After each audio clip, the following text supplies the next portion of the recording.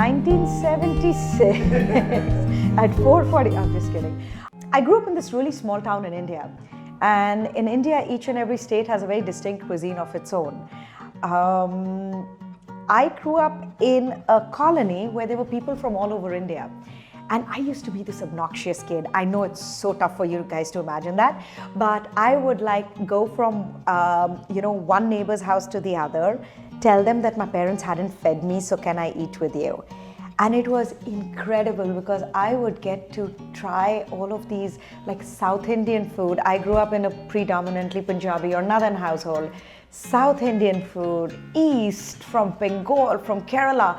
It was incredible. But to me, it was beyond food. I would sit with the aunties in the kitchen and learn how to cook from them. And that's, I think, where it really, the addiction to food and cooking really started there. I think each and every city has a soul, right? You go to a city and there are some cities where you're like, oh, I'm never going back there again. And then there's some cities which just capture you and you get rooted in that city. And Charleston has been that for me. I mean, I was fortunate enough to visit Charleston for the first time for the Charleston Wine and Food Festival. And it is by far my favorite wine and food festival in this entire country. Not only because there is so much substance which goes into the programming. It's not just people coming and making food and serving food. It has a purpose to me beyond that. It is to me, I always think that if food was the focal point of conversations, there would be no fights. Right?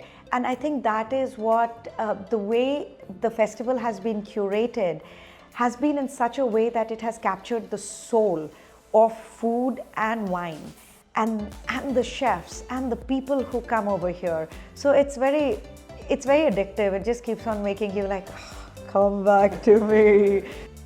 In today's day and age, especially with electronics and with every, with everybody in their phones or in their iPads, the personal connection has gone.